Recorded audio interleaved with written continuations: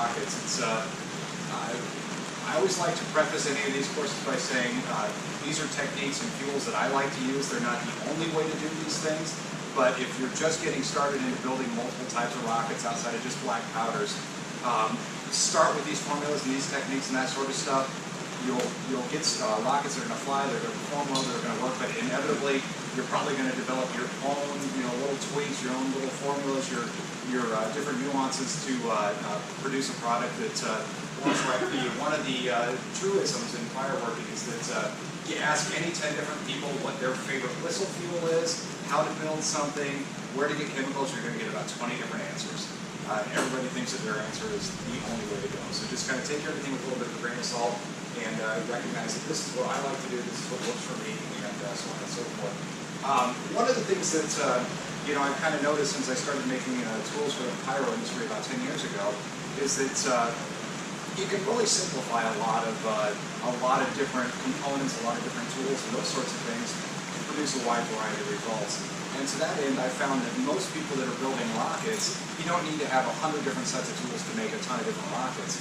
Basically, you need some type of core burn rocket, which is going to be tall, skinny spindles, some type of tiny in-burn rocket to make drivers, fountains, chirps, turn bubble drivers, that sort of stuff, and usually a spindle that's a little bit mid-length for soliciting whistles and those sorts of things. So it's amazing the types of rockets that you can make with just having a couple sets of tools. With these core burn setups, this is my 1 pound universal core burn. It's a pretty popular set. It's very, very versatile. The formulas and the techniques and everything we're going to go over today are applicable to just about any core burn rocket. And your core burn rockets are going to be described as basically anything that has a real tall, skinny spindle. Basically what we're doing is we're going to pack a whole bunch of fuel in a tube around the spindle. The spindle's then going to be removed. Within the rocket, there's going to be a really big empty space or a really big core. That core has a tremendous amount of surface area. That's going to ignite immediately. That's going to produce our thrust. That's going to send the rocket up in the air. The actual thrust production stage is over in a fraction of a second. It does not last very long. What we do is we have fuel on top of the spindle pressed inside that tube that acts as our delay, kind of our time fuse, if you will. That's what's going to burn and ignite our header after the rocket coasts for a little while. So these are the rockets that you'll typically see out at the flight line that are lifting shells, that are making noise, that are popping and changing colors, those sorts of things. They do produce a lot of thrust very violently, very quickly, so they're not very well suited for drivers, for wheels, or journals, or anything else, or to blow everything apart. But they're great for lifting weight, they're great for different effects and those sorts of things. So it's a very versatile tool set. And again, any type of core burn motor or any type of core burn tool set, you can use the same fuels and formulas and everything that we're going to talk about today. So basically what we're going to do is we're going to start out with just a simple black powder motor. This is a great way to get started. The nice thing about black powder motors, you don't need to have a press.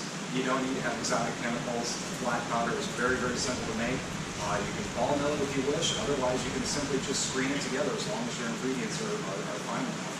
The nice thing about black powder, we're just going to make a rocket without a play nozzle in it.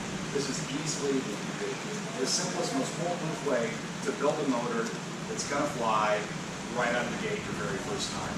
And again, when we're actually pressing these motors and we're constructing different motors, the techniques are identical. Basically, all we're going to be doing throughout the entire class here is loading a couple scoops of fuel into our tube, inserting our rammers, smushing everything down with our hydraulic press, a couple more scoops of fuel, smushing it down a little bit more until we've got that motor tube pretty much filled up. What we're going to do is we're just going to change our fuels. The first rocket's going to be a black powder motor. Our second motor is going to be just a whistle motor. The third motor we're going to build is going to be a strobe. And then on top of that, we're going to do like a color changing motor or a triple whistle motor. There really are just a vast number of combinations of motors that you can build with just one set of tooling. So again, if you guys haven't built a motor before, start out with simple black powder. Just make the hottest stuff you can, that's 75, 15, 10. And don't put a nozzle in your motor. It'll fly just fine. It'll get off the ground, it'll work great, and you'll probably be quite happy with it. So anyhow, the way to use a lot of this stuff, so I'm going to kind of demonstrate how the tools work, how the press works, those sorts of things, but also kind of some of the engineering nuances behind everything it is that I produce here. And again, if you guys have any questions, just holler out. This is a pretty informal seminar, and I'm always happy to answer questions to the best of my abilities. But whenever we're talking about making motors, Again, black powder, we can start with a naked tube. So just a plain empty tube. You can dump a few scoops of fuel in here, smack it on down with a dead blow mallet, and you're fine. The tube's not going to rupture. We're going to be using hydraulic pressure to compact all of that fuel inside the tube into a solid fuel grain. If we were to do that with just a bare tube like this, it's going to rupture. We start loading this thing up with hydraulic pressure, the tube's going to split open, it's going to make a mess, and it's not going to work at all. So what we have to do is we have to use some sort of support mechanism to actually hold the tube together, lower loading it under hydraulic pressure. Now, I like to use about 9,000 PSI on every single motor that I make. I found that that seems to be a really good number to fully consolidate your fuel, eliminate cracks, eliminate air pockets in the fuel grain, and it just seems to work for everything. So every motor, every single size, black powder, whistle, strobe, whatever, 1 pound, 3 pound, 6 pound, I press every single one to 9,000 PSI in the fuel grain. And again, if we're going to try to do that with just a bare tube, it's going to rupture without any effort at all. So we've got a tube support. And the way these bad boys work, you basically got an aluminum block that's keyed together but split into two pieces that cradles a tube. So we just put a naked tube in here, everything keys together. We've got little clamping bars, and we just slide it over and just finger tight. You do not need to crank these things down with an X key or anything like that. And this is going to be plenty strong enough. It's going to be way over strong actually to support our tube while we're actually pressing our motor. Now, one of the things that we've kind of learned, machine products, we can keep the tolerances to within thousandths of an inch. Paper products, these tubes change all the time in outside diameter. Weather conditions that we have today where we've actually got moisture, these tubes are going to swell up. When it's dry like it was the past couple of days, these tubes are going to shrink a little bit. So just kind of keep that in mind when you're using tube supports. If you have a tube that's a little bit too loose, that's okay. It's going to expand a little bit as you start to fill it. If you have a tube that's a little bit too tight, that's okay as well. We can just clamp these bars down a little bit tighter and we'll still hold it. So anyhow, to get going, these rockets are all basically going to be built the same way. We've got our tube in our tube support. It's all flush up against the base of the support. Just slide the entire thing over our spindle. Everything kind of keys together there. But one of the things we need to do is make sure that our press is actually putting out 9,000 PSI on the fuel grain. Now, with this particular setup, this is a 14.4 ton press. So this puts out 28,000 pounds of force. So it's, you know, if we had this thing running at full pressure, we would be over smashing these things, over pressing these rockets by a significant margin. The nice thing about this particular press, though, it's 12 volt DC power. We can take it anywhere, and it's fully adjustable. So I can actually turn down the operating pressure on this so that I'm actually putting 9,000 PSI on my fuel grain, and all I have to do is hold the button down. But luckily, I've got on my website, there's a tutorial section that actually all these projects we're talking about today, I've got PDF files, step-by-step photos, all the formulas and everything on there that you can print out and put in your pyro binders if you have this reference point. I've also got the loading pressure chart on there that tells you exactly what you want the stage to read for every single rocket, every single star plate, every single helmet pump, that sort of stuff. So basically, we've got a 3.5 inch diameter cylinder here and a 3/4 inch diameter ram over there. So we've got a significant difference in surface area. So what that really amounts to is the fact that we've got to turn this press down to about 400 PSI. That's going to be 9,000 on our actual fuel. So the easiest way to do that is to drive our piston on down our pressing shelf.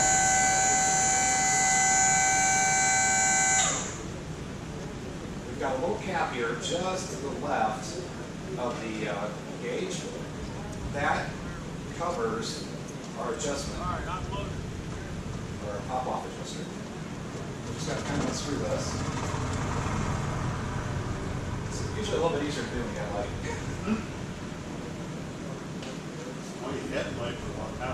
Yeah, that flickered there for a minute, didn't it?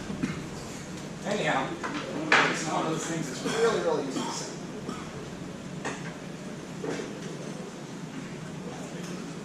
Lefty-loosey lowers our pressure, righty-tighty raises our pressure. So what I like to do is just turn this down a bit. And we're going to just drive the piston down on the pressing shelf and keep button held down and watch the gauge. Alright, so we're at about 1,500 there.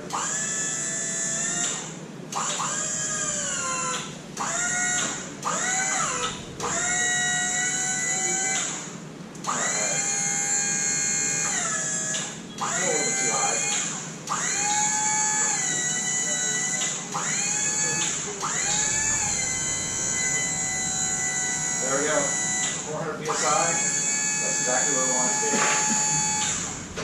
So that means that every single rocket increment that we're going to press is going to actually be 9,000 psi on the fuel. And that's exactly what we want. So we've got the gauge set to where we want it. And all we have to do when we're pressing rockets now is just hold that button down. Every single increment is going to be exactly the same density. How repeatedly does it hit that pressure each time? Very, very much so, within just a couple psi. The only time you'll see that start to fluctuate is if your battery's about to die. If you see that start to go way down, your battery's probably got enough life in it for that rocket. That's about it. You know, but that's about it. The nice thing about these portable presses, I mean, they're about 150 pounds or so. You can move them around by yourself. It's obviously a lot easier if you have somebody to help you. But you know, again, they're 12-volt powered with a nice deep cycle battery. You can press 1-pound rockets all day long without a problem. There is that much juice in there, and it really doesn't take that much to actually make these things. But anyhow, we've got our pressure set. So we're set, ready to go. We're just going to raise up our cylinder.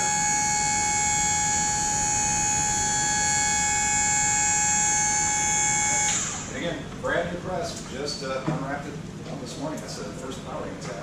Anyhow, one of the things that I like to do is find my funnel, wherever that went.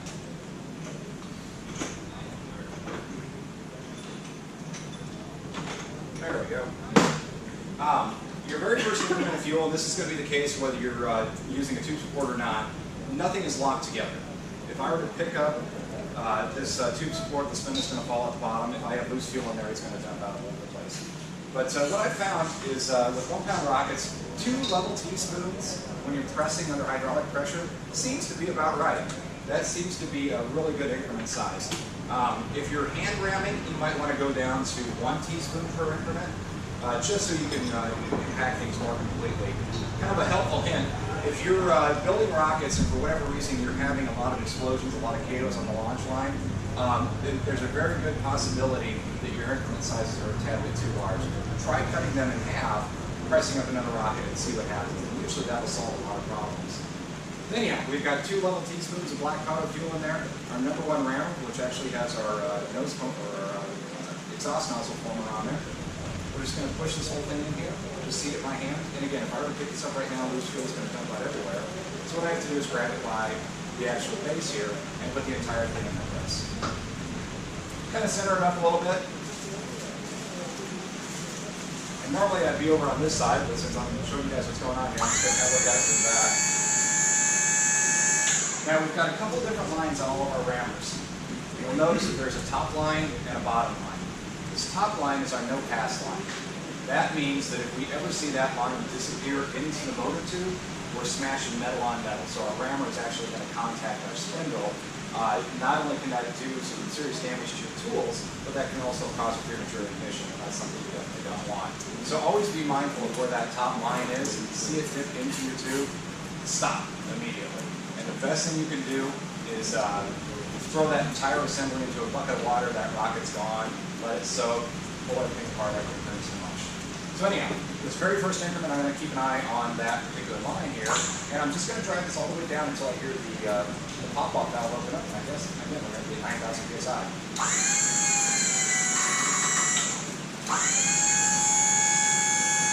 And again, this is just plain 75, 15, 10 black powder fuel. Now, everything's keyed together. You notice how I could pull the entire block out with the spindle still stuck in here. After we press that fuel down, you know, our entire assembly is locked together. Now, one of the things that you're going to want to do, after every increment, we got to pull out our rammer. You never want to point the thing at yourself. Kind of think of this as looking down the barrel of the gun. If something were to happen when you're pulling the rammer out, what's most likely to happen? The rammer's going to fly out that way, the spindle's going to fly out that way. So always point this stuff away from you. What I like to do is just kind of hold it against my thigh, give it a twist, and the rammer's going to pop right out. Now, rammers and spindles and all those sorts of things, anytime we're pressing something, everything should remove fairly easily. All my tool sets are hard anodized, so this is a really slippery surface treatment. It releases easy, cleans up really easily, and obviously it's not going to scratch or fall or wear out. If you have stuff sticking, like if after that first increment of fuel, I couldn't twist my rammer or I couldn't pull it out, there's something else going on. Most likely, that's going to be due to a wet fuel that's got too much moisture in it. And again, if that's the case, if you get to the point where you cannot twist your rammer out, that motor's gone. Don't try to mechanically remove it. Throw the entire assembly into a bucket of water, let it sit, turn to mush, and then take it apart the next day. So when we're talking about building fireworks and rockets in particular, it's always better to follow the path of safety than it is to try to save the motor. You know, if anything's stuck together or something's not right, that motor's gone, throw it in a bucket of water and let it dissolve. Now, after that first increment of fuel, we're always going to have a little bit of fuel that's caught up inside the rammers, and this is one of the, if you take nothing else away from the class, this is probably the biggest thing to keep in the back of your head as a great reinforcement of safety. After every increment, come in here, clean out your rammer. There's always going to be a little bit of fuel that gets caught up in there. If you get, even though the rammers are machined and bored out longer and deeper than they need to be, there's still, if you don't clean out your rammers on a regular basis, fuel is going to get packed up inside the bore of the rammer. Eventually, that's going to not let your rammer compact fully on your spindle. It's going to smash the spindle, it's going to stick everything together, and it's going to bend everything out. So you get to the habit of religiously cleaning out your rammers after every increment of fuel. Make sense so far, guys? It's pretty basic. Like I said, this is the most simple rocket to build. Straight, plain old 75-15-10 black powder, the hottest stuff you can make. You can ball mill it, you can just mix it together with the screen, that's A-okay. You're going to get it to work. After we get done with this, we'll talk about some more of the exotic fuels. So anyhow, that's our first increment. And again, we're still using that number one rammer, which is our longest one. A couple more scoops of BP, and you'll notice I've only got a small tub of fuel sitting out here, and I keep it covered up after every increment of fuel. You know, that's done on purpose in case we were to have an accident. That prevents a whole bunch of stuff from going up. So always make sure you just keep just what you need out here. I've been around two different people that have had rockets ignite while they were working on it. And in both situations, what happened, or what prevented a bigger accident, was the fact that they just had a small amount of fuel sitting out. Now, both of those ignitions were caused at the same time by the same thing. Fuel was packed inside the bore of the rammer. When they went to twist the rammer to pull it out after pressing an increment of fuel, it was pressed up against the spindle. That friction ignited the motor. The spindle went one way, the rammer went the other way, the rocket tube split open. Luckily, in both situations, the injuries were very, very minor, simply due to the fact that we only had a little bit of fuel sitting out, and the people that were doing this, you know, were using relatively small motors. So again, get into the habit of religiously cleaning out your rammers and keeping your fuel close. So anyhow, another increment of fuel. And you'll notice that, you know, as we get further and further along the process, it's all the same. Everything that we're going to be doing in this entire class is adding increments of fuel, pressing. Adding increments of fuel, pressing. So anyhow, I'll load this up to 9,000 psi. You kind of hear that creaking. That's actually the black powder gripping the walls of the tube. This is a dry black powder. You know, typically, when I start using anything more exotic, I'll add a little bit of Vaseline to lubricate the fuel, and we'll talk about that in a little bit. But yeah, what you're hearing here is the black powder actually gripping the inner sidewalls of the tube. So anyhow, that's increment number 2. We've got one more increment here, and then we'll switch rammers. So again, pretty basic stuff, about as simple as you can get. Okay, and again, just kind of seat it by hand. Raise our piston up here. All right. Okay, now you'll notice that we've got that second line exposed over the top of our tube. That's called our swap out line. Basically, once we're done pressing an increment of fuel, if that line is at or slightly above the top of the tube, that means it's okay to switch to our next size smaller rammer. Generally, with these 1-pound rockets, you get about 3 increments of fuel per rammer. So we've got 4 rammers, we're going to press about 12 increments of fuel. But again, before I set this away, I'm going to make it a point to actually clean out the rammer. And you'll notice there's not much fuel that comes out, just a little bit. But again, over time, if you don't clean this stuff out, it is going to get packed in there and it's going to create all sorts of problems. So just be sure you get into the habit of doing that constantly. It doesn't take very much time at all. All right. So we're going to switch down to our next size smaller rammer. And that's going to be rammer number 2. Now you'll notice that you know, in all my tool sets, we've actually got the tool set name and the tube length engraved on the rammers. That's so that you know, if you've got multiple rocket sets and you've got tons of rammers floating around, you you know which set goes to which switch. So it creates as fuel moving system as possible. So anyhow, I throw that in here, we're going to press it down. All right, how long is it going to last?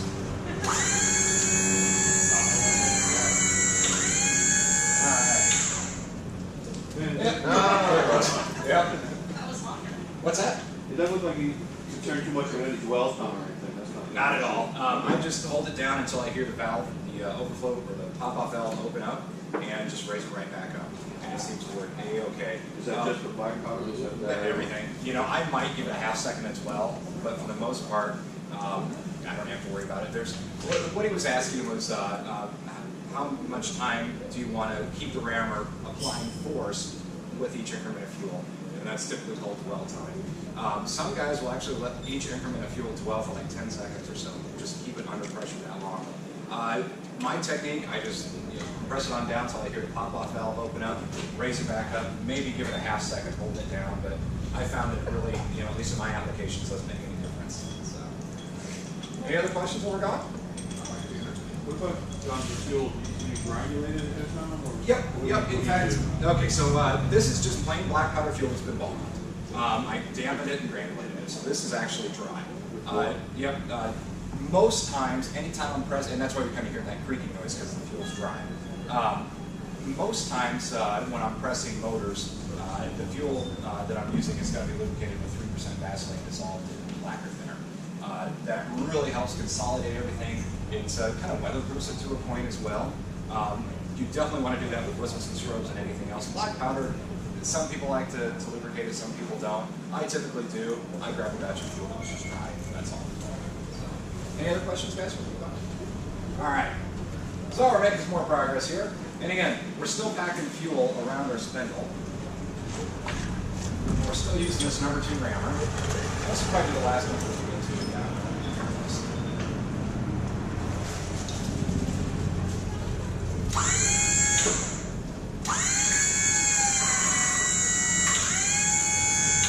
All right, so now you can see we've got that second line up above the top of our tube. So that means it's time to swap out to our next size smaller rammer. And again, before I do that, I'm going to go ahead and clean this out and just set it aside. And we've got these little clean out tools that my son made, my 12-year-old, that are available at the trade show as well. Just little brass rods pressed into aluminum handles. They're really handy. Work with every single one. All right, so we're going to move down to our next size smaller rammer. Now, one of the things that I've kind of gotten accustomed to doing, any fuel that's going to be pressed around my spindle is simply fuel to get the rocket moving. I don't use metals, I don't use charcoals. Well, no, you can use coarse charcoals, but I definitely don't use titaniums or metals around my spindles, simply because it creates a lot of problems with very little benefit. You've got to keep in mind that anytime you ignite a core burning rocket, that fuel around the core is going to burn instantaneously, but so is the fuel above the spindle. So anytime we want to create different effects, say a white tail with titanium, after we switch over to using our solid rammer, which is pressing fuel above the spindle, that's when it's okay to start using those coarse metals and that sort of stuff. You'll still get the same white tail at ignition, you'll still get the same visual effects in the sky with much less safety risk and also much less potential damage to your tooling. So again, right now, we're just packing plain black powder around the spindle. That's all we're doing. Any other questions so far? Make sense? Yeah. All right.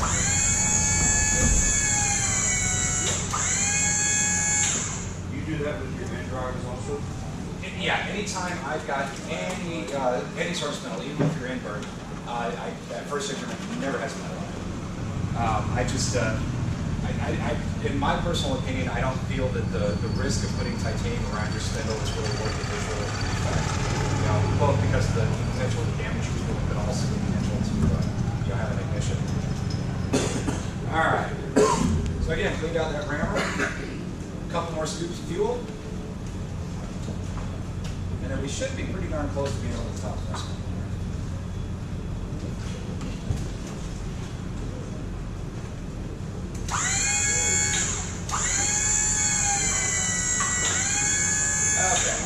Now, you can see that our top line is sticking way above the top of our tube, but we can't see the swap outline.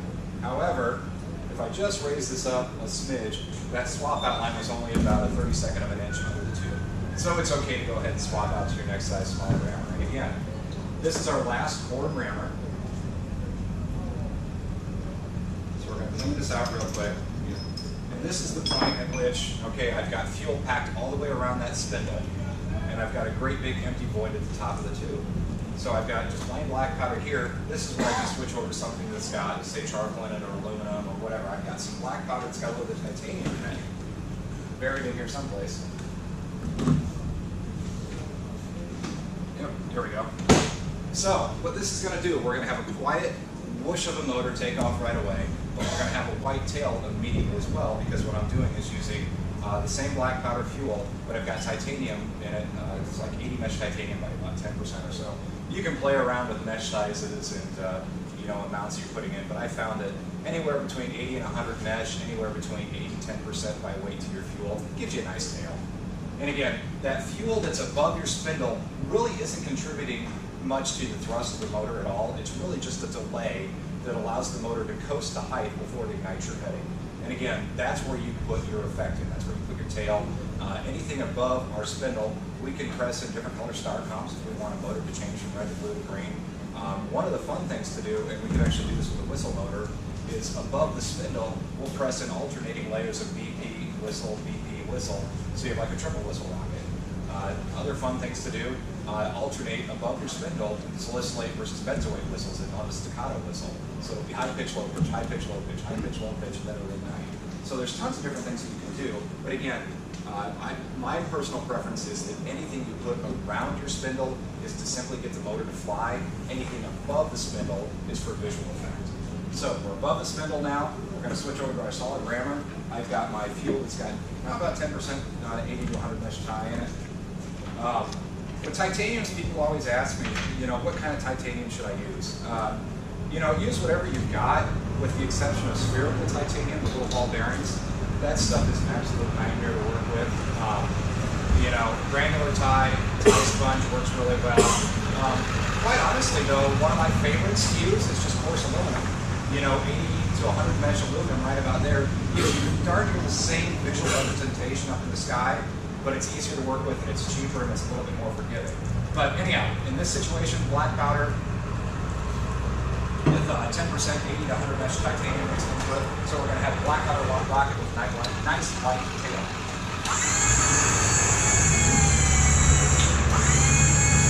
And again, look how easy that popped out. If you're having any issues, especially with your solid rammer coming out after pressing an increment of fuel, there's something else going on. So, if you have anything stuck together, just kind of get it drilled into your head that it's not worth trying to save the motor. Just take it out of the tube support, throw it in a bucket of water, and investigate what's going on.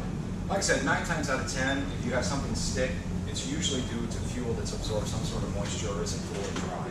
So again, one more increment of fuel. This is above our spindle with our solid rammer. You want to clean your ram out? This is a solid rammer. Yep, there's no bore in this one at all in now. Yep, so your first 3 rammers on any of these 1-pound sets all have holes in the middle, and that's where the spindle is going to kind of key into it as you're loading fuel around it. That last rammer is just a solid chunk of aluminum, basically, and all we're doing is compressing a solid plug of fuel in that tube above the spindle. That makes sense? Okay. Anyhow, all right, so we've got our solid rammer, titanium, and again, pops out real easy. Now, where we're at, we've got the tube filled up to about there, maybe 1.5 inches or so from the top of the tube. I like to fill all my motors up to about 1/2 inch from the top of the tube, and I do not use a clay bulkhead on top of any of my motors. If you guys are taking one of the intro to BP classes, you're probably going to ram a plug of clay on top of your fuel grain and have a hole drilled through it that's going to ignite your header. I've had much better luck just using the fuel grain as its own bulkhead. It ignites your header every single time since it just burns through, and it serves the same purpose. It constrains all of those forces as the motor's burning. So again, we've got about 1.5 inches of tube left, 1 inch or so. I like to run my fuels all the way up to 1/2 inch or so from the top of the tube, but the problem is, if I just pour them in here loosely, it's going to spill out everywhere. So we've got a handy little tube extender, which just keys into the tube support. There's a little recess machine here. The nice thing about these tube extenders, they sit on a naked tube as well, so if you're just hand ramming, it'll key right in there too, but it also works directly with all my tube support. So anyhow, what this does is this gives us a little bit of an extra space to dump in loose fuel before we start pressing it. Because if I just dump loose fuel into the tube and now, it's going to spill everywhere. That's a mess. That's a safety mess. So anyway, put our tube extender on there. Taking a no forward bulkhead. Yep. Think of an Estes booster rocket. Exactly. Yep. But with a longer burn. Exactly. So anyhow, we've got that loose fuel down into our tube extender. We've got our solid rammer, and again, there's no bore on this one. We just press that through our tube extender, and just by hand, push that loose fuel into the tube. We can slide the tube extender off, and the nice thing is, we've got all that loose fuel now contained within that tube. We can press it down, and then we're done with our rocket. So anyhow, raise this up a little bit.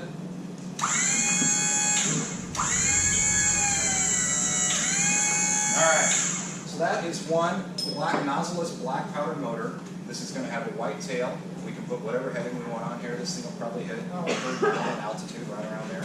So we've got this entire assembly, now stuck in our tube support. Everything's kind of locked together. So what we need to do is pull everything apart. Again, it doesn't take much effort. Just loosen these knobs. A turn or two. Doesn't take much. You can do it by hand if you like, but I find it's a little bit easier to use the hex key. And again, these clamping bars just fall off. And then the support.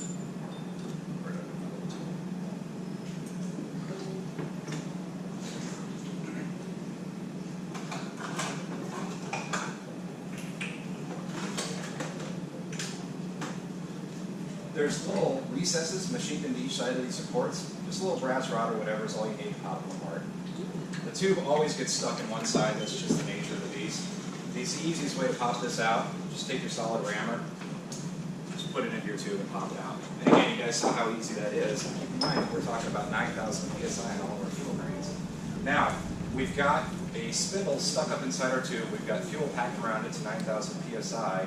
Some guys like to, clamp this entire assembly into a vise and try to twist the motor off.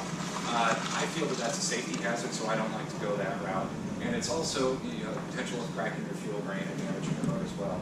So the easiest way I've found to pop these off, again, we're talking at 9,000 psi, is to simply unscrew the spindle from the base. All right. So we've got the base of our spindle sticking out here, and again, this whole thing's still stuck out too. We've got a tube or a spindle remover that just keys over the bottom of our motor, and we screw the entire assembly back into the base. And what we're doing is we're taking advantage of the fact that the spindle has a bit of a taper on it, so it doesn't require a whole heck of a lot of movement to release. So all we do is just screw this down, snug it up a little bit, give it a pop.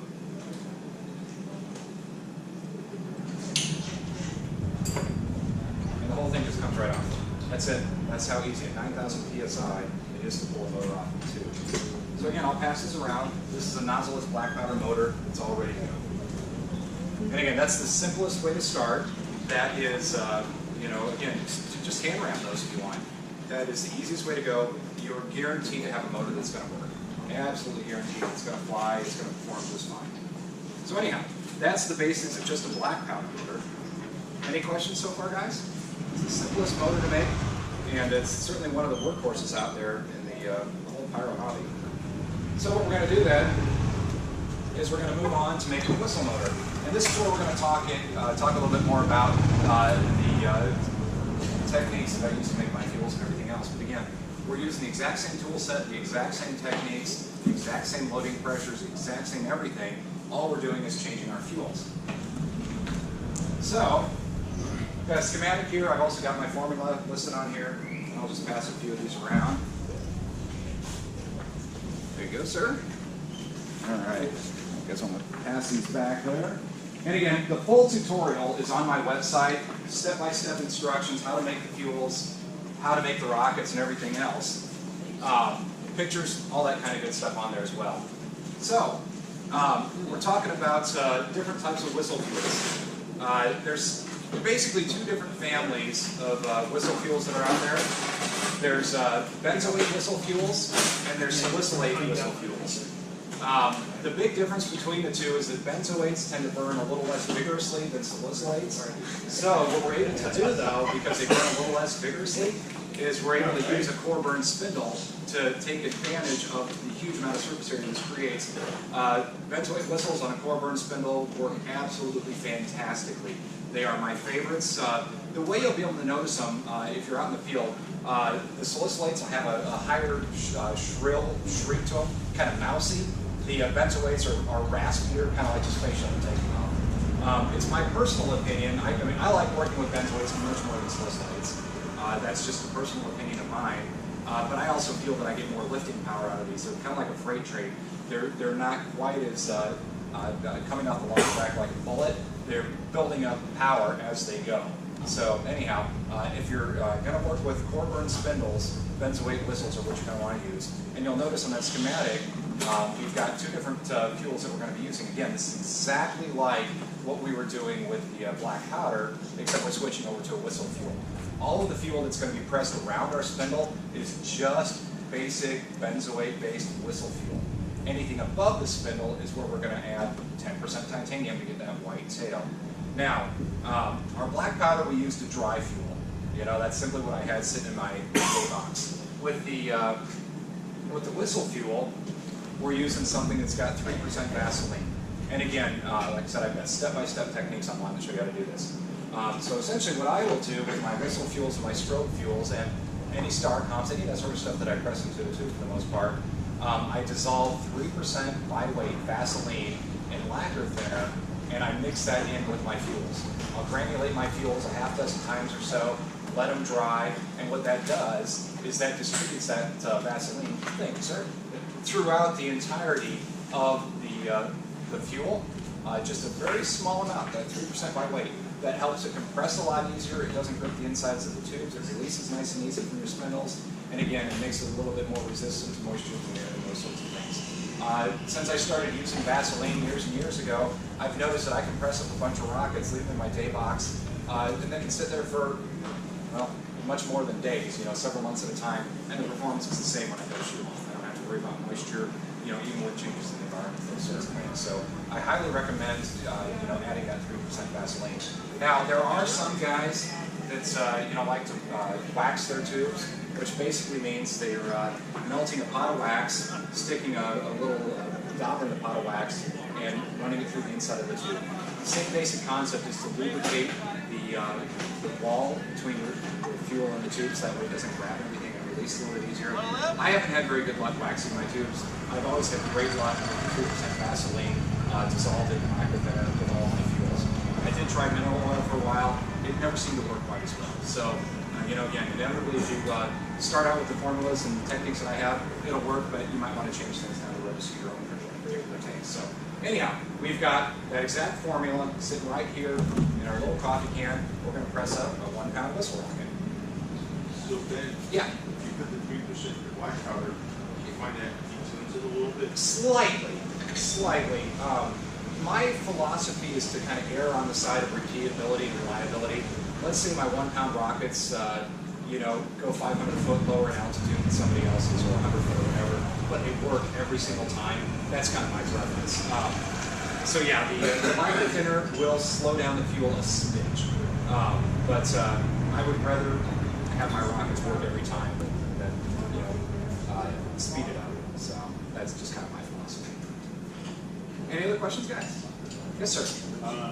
With the whistle, usually whistle makes it so hot that isn't that long core burner likely to make them blow up? Most whistles have a short spindle and are basically inverter. Yep, and that's the difference between benzoate whistles and salicylate whistles. The benzoate whistles work really well in core burns. So the formula that's on that sheet uses potassium benzoate. That works great with any of these core burn spindles. Now, the salicylate-based whistle fuels, yeah, we try to press one of those around one of these spindles, and you're getting bomb on a stick every single time. So you have to use a much smaller spindle with the salicylate whistles. So two completely different kinds. Kind of like gasoline versus diesel fuel. You know, in a roundabout sort of way. Any other questions before we move on, guys? Okay, so anyhow, we're just going to press up that exact same rocket, and you'll notice this is no different than what we just did. You will notice that you won't hear any creaking, though. since we've got that 3% Vaseline lubricated in there. All right, so again, same thing. 2 scoops. Put our number 1 rammer in there. Just kind of seat it by hand, and again, right now, since we don't have anything pressed together, if I were to lift this up, the fuel's going to spill everywhere, which is a mess and a safety hazard. So I'm just going to take this entire assembly, hold it by the base, and stick it in here. And again, I'm going to keep an eye on this top line. The most critical time to keep an eye on this very top line, this no-pass line, is your very first increment on your very first rammer. That's where you can really do some damage if you don't pay attention to it. So anyhow, just going to drag this on down.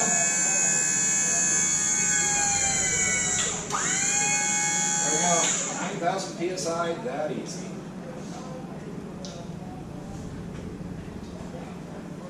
Now I can tell the tubes have swelled up a little bit. There's a little bit of suction in there, with the humidity. All right, so again, just like we did earlier, just going to clean out the inside bore of our rammer. And it doesn't take much effort. All I'm doing is just rotating the rammer against my rammer cleaner here and just tapping it, getting rid of that loose fuel. So again, the same exact thing we've been doing. 2 scoops of fuel. All right, our number 1 rammer. And you can see how you can, when you really get into the rhythm of making these things, it goes pretty quick.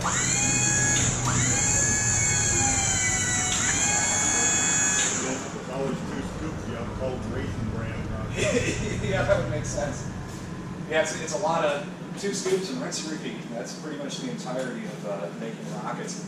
And even a lot of stars and comets, you're just doing the same operations over and over again. The difference between making a green pump star versus a red versus a purple or whatever is just the fuels, just the formulas. The techniques are all identical. The tools are all identical. All right, so 2 more scoops.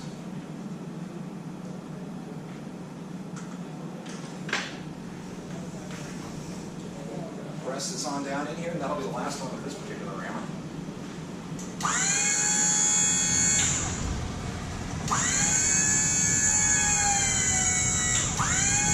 Alright, and our swap out line is just at the top of our tube, so it's A-OK to switch to our next size smaller rammer.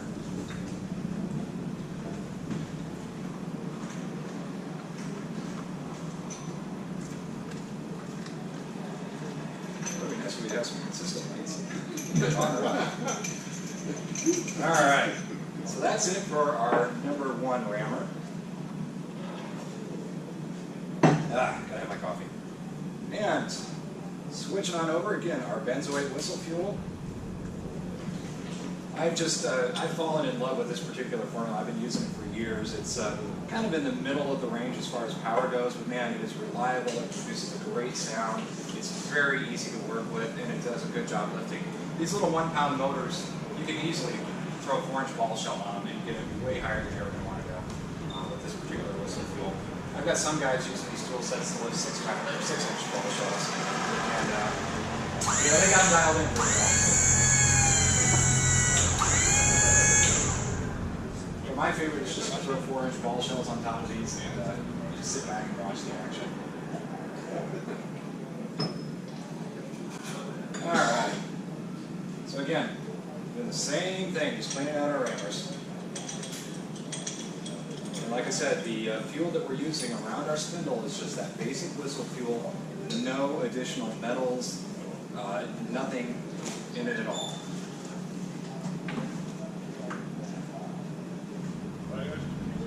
All right.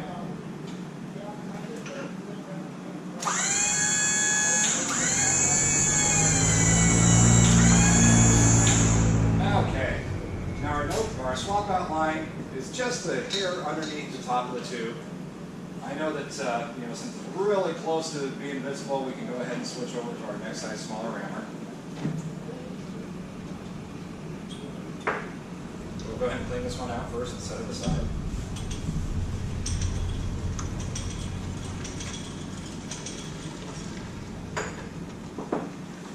All right, and 2 more scoops. Last couple increments around our spindle, then we can switch over to our titanium bits. All right, switch down to by hand.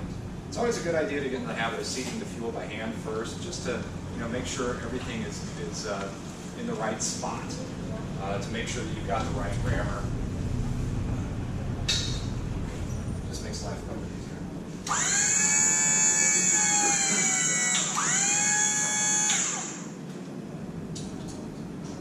Again, just twist that grammar, pull it out, clean it out real quick. And when you're in the rhythm of doing this, you can knock out one of these little 1-pound motors in just a few minutes. I think I spend more time BSing when I'm building motors than I actually do building motors anymore.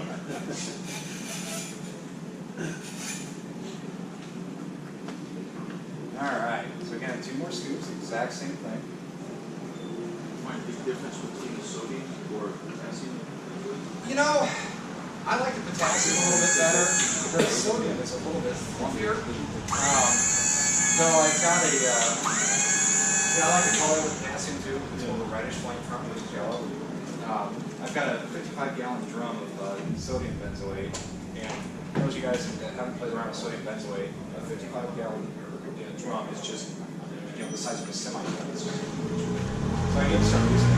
But, 50-pound bag of potassium benzoate is, relatively small fertilizer, but sodium is a lot fluffier. But yeah, you can use either sodium or potassium benzoate-based whistle fuels with these hormone fuels. One of the bigger things is that, make sure whatever chemicals you buy, you've got a consistent source where you buy them in bulk enough so that it seems like from batch to batch with any of these chemicals, there's various levels of impurities in them. So, what might work great with this particular drum 2 years later from the same manufacturers. So, anyhow, last increment up here on this rammer.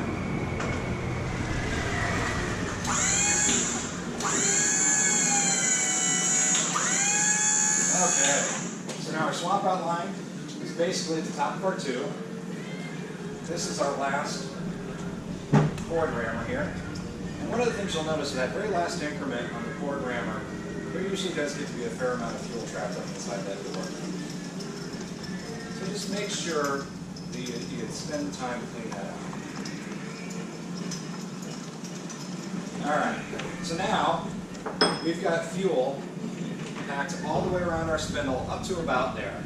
Now what we're going to do, like we did with the black powder motors, we're going to switch over to whistle fuel. It's got a little bit of titanium in it, and that's going to give us our white tail. Again, the exact same fuel, 3% Vaseline dissolving lacquer thinner. All I do is I weigh out a couple 100 grams of it, add 10% titanium, and just kind of tumble it around. There's your titanium bearing whistle fuel. Is there a reason why you awesomeness on the black powder? Yeah, when you're just getting started making a BP motor, that's the simplest, most reliable way to get one that's going to fly. And in fact, I actually prefer making nozzleless motors anymore, simply because you can use just really, really hot black powder. You can use that 75, 15, 10, and they work great. They absolutely do. When I was making black powder motors and I play nozzles, you have to have your ball mill full of BP for shell lift and brake, and then a separate one for your black powder fuel. So I just got into the habits of doing nozzleless motors more than anything else.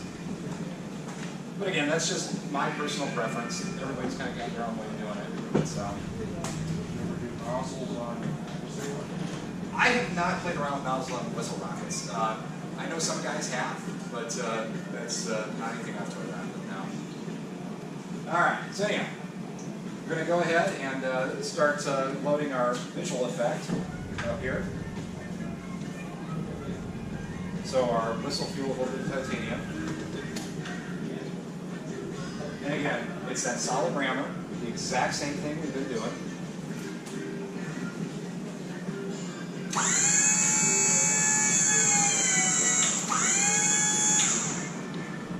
And we'll get a couple increments in here. This will give us a nice delay before our heading ignites.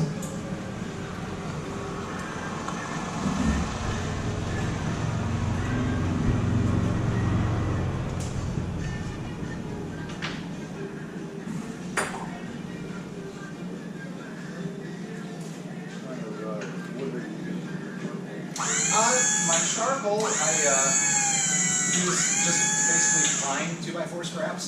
I found that that produces a significantly hot enough black powder, and the supply is consistent. You know, I know some guys are using animal bedding, like pine or cedar animal bedding and baking that to make their charcoal. We used to have a lot of construction going on around us, so I'm just a dumpster dive and grab tons and tons of 2x4s and make them. All right, so we're to the point where we've got our last increment of fuel we need to put in there, but again, we don't have enough space in the top of our tube for that loose fuel to hang out to compress it. So we put our tube extender on there, throw our funnel up there, and again, last 2 scoops, and now we've got a whistle rocket with a white tail. Just press that in my hand. Yes, sir. Is this the same as with black body, really not getting any thrust on the whistle? You actually do get a bit of thrust. You'll notice, like, when we get into the Strobe Rockets, we actually, our bulkhead is a plug of whistle fuel. When that goes off, right before the heading goes off, you'll see the rocket kind of shoot sideways a little bit, you know, if it starts to lean over to apogee. So it does produce some thrust, not a tremendous amount of thrust, not nearly what it does around the core, but it does produce some. All right, so our last increment of fuel. All right, and again, that rammer should pull out really, really easy. It should be in and passes with it. So, just like with our black powder motor, we've got a pressed motor stuck in our tube support. Just pop it apart, real easy. That's a good rocket out, huh? Yeah. Yeah, we don't need a soundtrack for the video.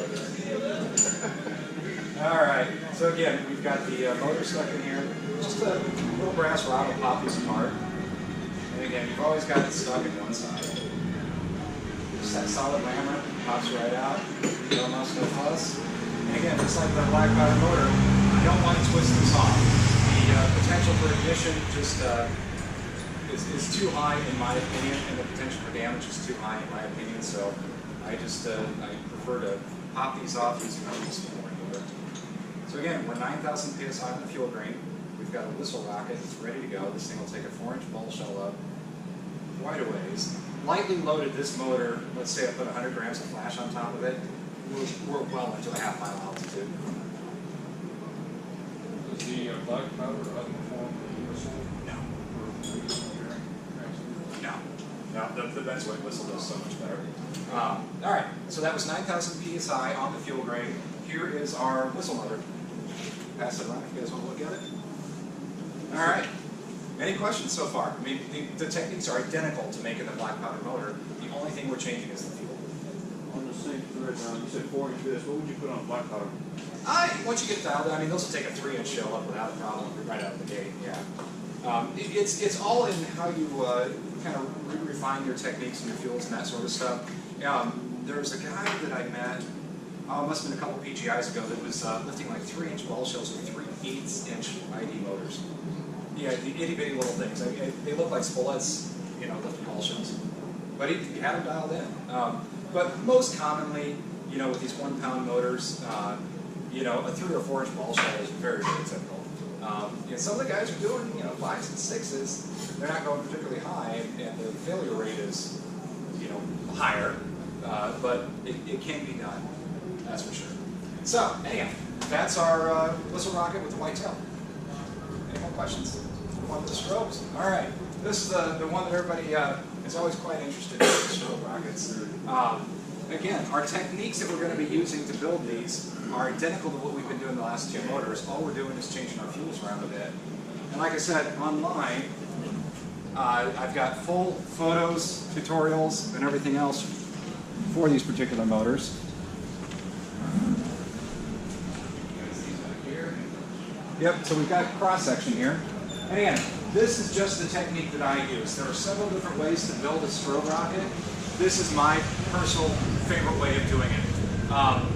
One of the things you guys will notice is that there are some tool sets that are set up specifically for strobe rockets. Those are going to use a different type of whistle fuel to get the motor off the ground.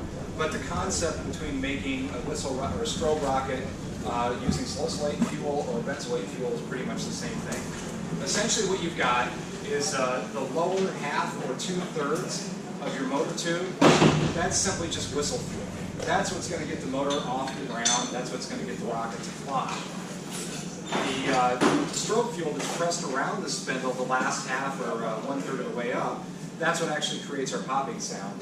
And the strobe basically, it smolders then burns, smolders then burns, smolders and burns, and that's how you're getting that, that flash and that popping sound.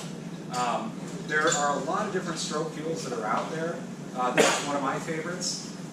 One of the things that you guys might notice, you know, if you're ever watching strobe rockets go off, you'll see some that have a really fast strobe rate, you know, just pop, pop, pop, pop, really, really quick. You'll see some that pop, pop, pop, pop, pop at a much slower rate.